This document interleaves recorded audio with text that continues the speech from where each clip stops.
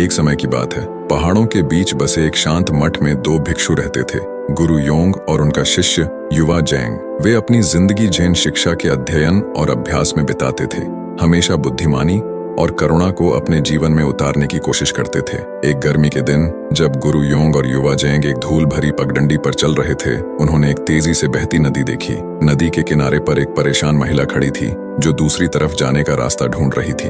बिना किसी झिझक के गुरु योंग उस महिला के पास गए और पूछा, क्या तुम्हें कोई समस्या है मेरी प्रिय? महिला ने लंबी सांस लेकर जवाब दिया, मुझे इस नदी को पार कर अपने बेटे की शादी में जाना है, लेकिन मुझे तैरना नहीं आता और यहाँ कोई पुल भी नहीं है। बिना कुछ कहे गुरु योंग ने धीरे से उस महिला को अपनी पीठ पर उठाया और नदी को पार कर गए, उसे सुरक्षित दूसरी तरफ छोड़ दिया। उन्होंने उसे मुस्कुराते हुए अलविदा कहा और अपनी यात्रा जारी रखी। कुछ देर बाद युवा जेंग अपनी उलझन को और नहीं रोक पाया।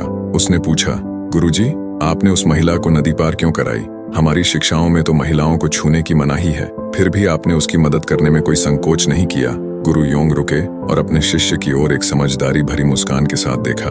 उन्होंने कहा, जेंग, मैंने उस महिला को नदी पार कराई और उसे दूसरी तरफ छोड़ दिया, लेकिन लगता है तुम उसे अब तक अपने मन में ढो रहे हो। युवा जेंग की आंखें खुल गईं जब उसने अपने मन की गहराई से इस घटना के जुड़ेपन को समझा। उसने गुरु के इस गहरे सबक को समझा, उन विचारों और उनके साथ जुड़ी हुई बुरी यादों को छोड़ने का महत्व जो हमारे जीवन को बोझिल बनाते हैं। अपनी यात्रा के दौरान युवा जेंग ने इस सबक पर विचार किया और इसे अपने जीवन पर लागू करने की ठानी। उसने महसूस किया कि जैसे उस महिला को नदी पार कराया, वैसे ही वह अपने पिछली गलतियों, भविष्य की चिंताओं और दूसरों के प्रति मन में बिठाई हुई नाराजगियों के बोझ को ढोता रहा है। नई स्पष्टता के साथ युवा जेंग ने हर पल को पूरी तरह जीने और अनावश्यक बोझ को छोड़ने का संकल्प लिया।